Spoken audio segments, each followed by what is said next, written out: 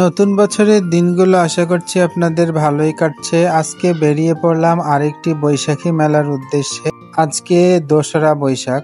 চলে এলাম বড় বাড়িতে। এখানে 4 দিন ব্যাপী মেলার আয়োজন করা হয়েছে।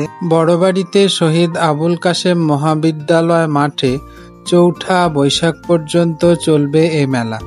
এই মেলাতে আমাদের গ্রামীণ হারিয়ে যাওয়া বিভিন্ন রকমের খেলা, হাডুডু, ঠুস ঠুস, দাড়িয়া বান্ধা, ঘোড়দৌড়, চকরচাল এসব খেলা চলবে। এছাড়াও আমাদের আরেকটি হারিয়ে যাওয়া ঐতিহ্য উটকুন দিয়ে পাটের রশি বোনা, সেই প্রতিযোগিতাও চলবে।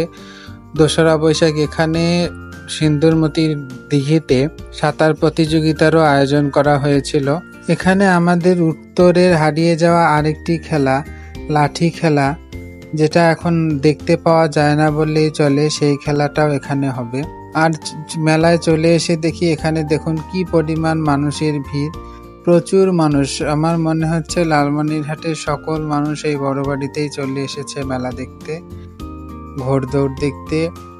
এত মানুষ, গাছের ডালে বিভিন্ন জায়গায় বিভিন্ন উপায়ে মানুষ দাঁড়িয়ে মাঠের ভেতরে খেলা দেখার চেষ্টা করছে।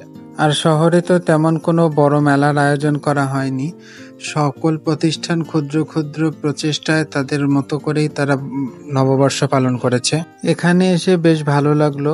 বেশ আড়ম্বরপূর্ণ পরিবেশে মেলা চলছে, প্রচুর মানুষের সমাগম হয়েছে। একটি গ্রামীণ মেলা যেরকম হওয়ার দরকার সেই রকমই। এখানে তো সেই রকম কোনো দামি দামি জিনিসের পসরা থাকে না, অল্প দামি জিনিস দিয়ে এই গ্রামীণ মেলাগুলো চলে।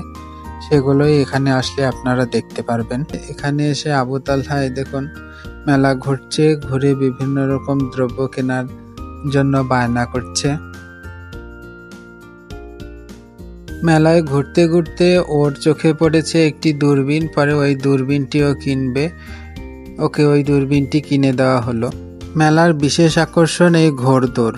দেশের বিভিন্ন প্রান্ত থেকে এই ঘোড়দৌড় প্রতিযোগিতায় লোকজন তাদের ঘোড়া নিয়ে এসেছে। একটু আগে উটকুনের কথা বললাম না, উটকুন হলো রশি বোনার জন্য একটি কাঠের তৈরি যন্ত্র। হাত দিয়ে ঘুরিয়ে ঘুরিয়ে এই যন্ত্রটি চালানো হয়। আপনারা কে কে চেনেন সেটা কমেন্টে জানাবেন। আজ তাহলে আসি, আবার দেখা হবে অন্য কোনো ভিডিওতে। নতুন বছরে সকলে সুস্থ থাকবেন, সচেতন থাকবেন এবং আনন্দে থাকবেন।